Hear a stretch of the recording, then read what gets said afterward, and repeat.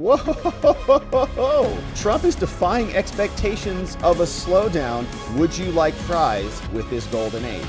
We've got native-born workers going up, which is good, and you've got foreign-born workers going down, which is good. 1,000 layoff announcements. That is down sharply by 49%. And this is good news, much better. Mainstream media shocked with the new jobs numbers, which are looking very good. And even the mainstream publications saying the same thing. They're saying, whoa, Trump is defying expectations of a slowdown. Would you like fries with this golden age? Yes, sir, we would, especially if they're cooked in beef tallow. Thank you. Says the economy adds 147,000 jobs, defying expectations of a slowdown, which is weird because we were here like 2 months ago, and they were telling us back then we're all going to die. Tariffs are going to wreck everything. Everything's going to triple and quadruple in price. We're all going to be starving. The shelves are going to be empty. It's going to be a bloodbath. Turns out they were wrong, just like they're wrong about virtually everything. Correction, everything. Here is more on the story telling us the U.S. economy adds 147,000 jobs last month, and these are nice jobs, including native-born worker jobs, which are always nice. Shout out to Zero Hedge for continuously posting these charts where you can see in the green, we've got native-born workers going up, which is good, and you've got foreign-born workers going down, which is good. That's a development from other instances where you might have a situation like in this report, whatever month that was, right here, where U.S. native-born workers are down, which is bad, and the foreign-born jobs are up, which is bad. Okay, so we're seeing an inversion of that now that we're into a new cycle. Biden's lots of foreign-born jobs, all of them coming in. And look at these major dips back during this Biden era. Native-born dumping in the toilet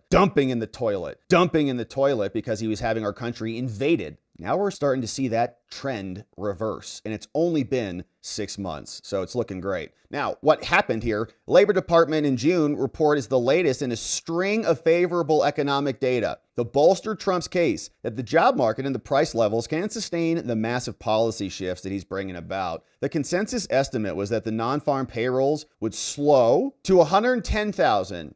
Wrong. It's well below the 146,000 that was averaged the previous year. And Trump, very happy about it, saying, for the fourth month in a row, jobs numbers have beat market expectations with nearly 150,000 good jobs created in June. American-born workers have accounted for all of the job gains since President Trump took office, and wages continue to rise. Press Secretary Caroline Leavitt posted on X, the economy is booming again, and will only get better when the one big, beautiful bill is passed and implemented. Economists from Goldman Sachs and others had anticipated that the pace of employment would slow because Trump's restrictive immigration policies are going to chip away at labor supply. Get out of here. While the size and the share of the foreign-born labor force continued to decline, it didn't meaningfully dent hiring. Well, we saw the charts. But while the report reflects a healthy economy, it also reduces the probability that Jerome Powell is going to reduce and lower interest rates. Trump has been hammering on him, calling on him to resign, and others are saying, we expect the first cut to come in late 2025. And so when that happens, that seems like it will be another nice economic boost because people can start buying houses again, getting out there and taking out mortgages and all the things. Now, here was CNN having to report this great news for America in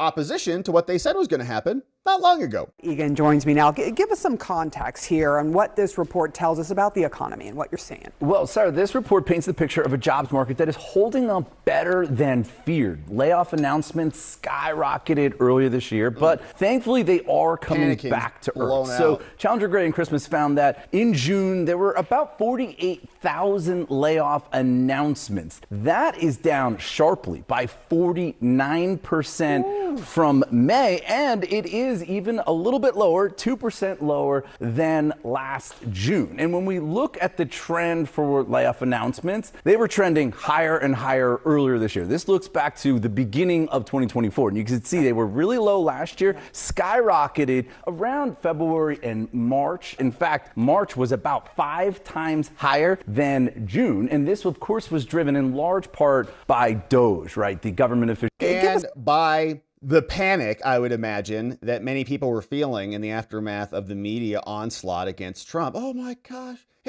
economy's going to crash. We're going to enter a recession. Trump's going to kill 14 million people by unplugging USAID from the federal grift. Remember all that? We lived through it. And now, as Trump called out, the panicins are having to just look at the scoreboard and look at the numbers. Here was Bloomberg even reporting the same. And this is good news, much better than expected. An upside surprise on headline payrolls, 147, the estimate 106. The unemployment rate was at 4.2. In our survey, economists were looking for that to climb up to 4.3. It comes in at 4.1. And if you want some high frequency data, or at least some higher frequency data, jobless claims, much lower than expected across the board here in the labor market. This is a pretty solid read.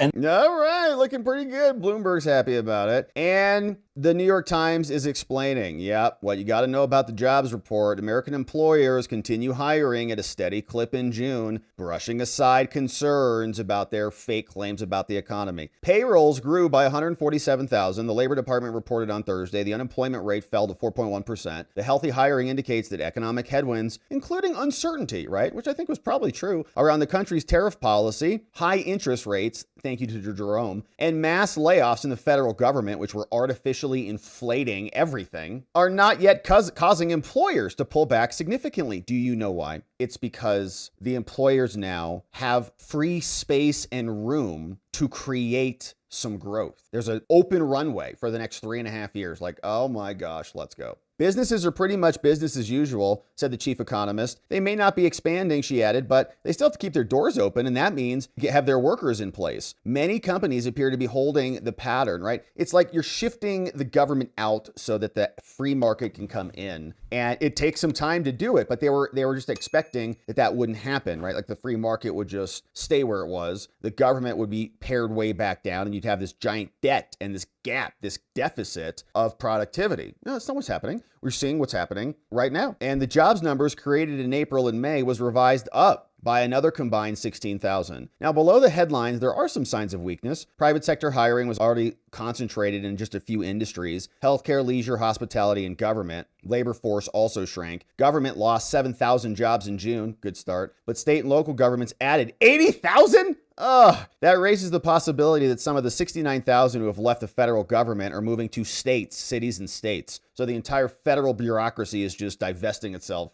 and embedding themselves in the state bureaucracies. Great. The Federal Reserve, which has been under pressure from Trump to cut rates, has held them steady for months. We'll, of course, see if any of that changes. But some good numbers here.